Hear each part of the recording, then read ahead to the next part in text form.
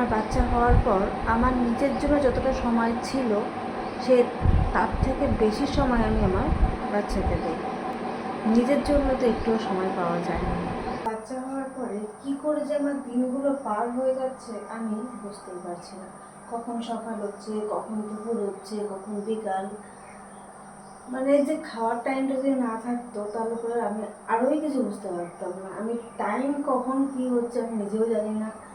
এই বাচ্চা নিয়ে সবসময়ের জন্য আর একটু ভিডিওর মধ্যে থাকি আমি। তো এখন 10:30 বাজে, আমি উঠেছি সকাল 9:30টার সময়। আমি যতক্ষণ ঘুমাই ততক্ষণ আমার সঙ্গে আমার বাচ্চাটাও ঘুমিয়ে থাকে। আমি উঠে যাওয়ার পর ও উঠে যায়। বিছানায় বসাতে গিয়ে দেখি যে এখানটায় অনেকটা ঝুল, সেই ঝুলটা আমি এখন পরিষ্কার করবো। আমি এই যে শ্বশুরবাড়িতে আসার পরের থেকে আমি রান্নাঘরে গিয়ে একদমই খাওয়ার সময় পাইনি। একদিন মাত্র খেয়েছিলাম রাত্রে।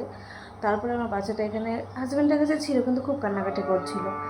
তো একদিন শখ হয়েছিল যে যা একটু ওই ঘরে গিয়ে খাই, যেহেতু ঘুমোচ্ছিলো, কিন্তু সেটা আর সম্ভব হয়নি। তারপরের থেকে আমি পুরোপুরিভাবে এখানেই আমি আর ডিসাইড করে নিয়েছি যে আমি আর ওই ঘরে গিয়ে খাবো না, যেহেতু বাচ্চাটা এখানে থাকে আর ঘরটা একটু দূরে।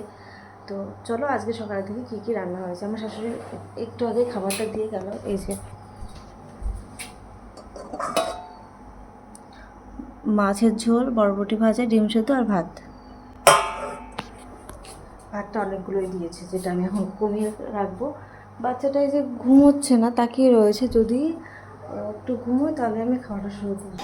মন তো চাই একে সব সময়ের জন্য এরকম বুকে আগলে রাখি, কিন্তু এই নিজের একটু কাজবাজ থাকে বলে সম্ভব হয় না। তা নাহলে পরে আমি সারাক্ষণ এভাবে রাখতে রাজি।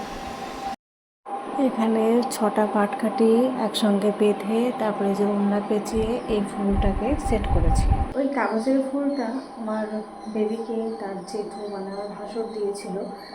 তখন অনেকটাই ছোটো ছিল, সবে 1 মাসও হয়নি। তো ধীরে ধীরে নজরটা যেহেতু হয়ে যাচ্ছে তাই আমি বেঁধে দিয়েছি। আমার হাজব্যান্ডকে বলেছিল বেঁধে দেওয়ার কথা, আমিও বলেছিলাম, কিন্তু ওর মাথায় কোনো আইডিয়া নেই। তাই আমি ওইভাবে পাটকাঠিগুলোকে জয়েন্ট করে তারপরে বেঁধে দিয়েছি। আর ও ওটাতে খুব এনজয়ও করে।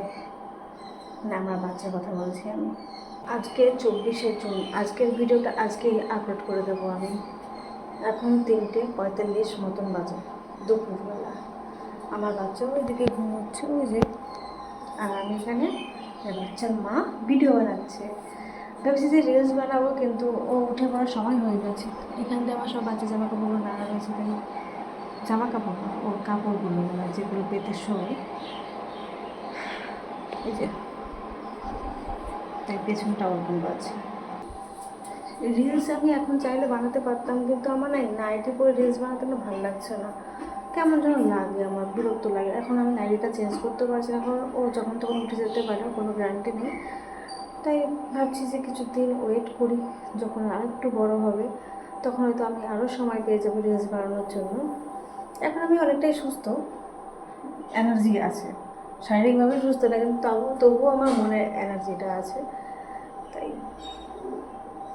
বানাতে ইচ্ছা করছিল রিলসটা, যেহেতু ঘুমাচ্ছে আর আমি একা একা কী করবো, মোবাইল চালাতে ভালো লাগে না।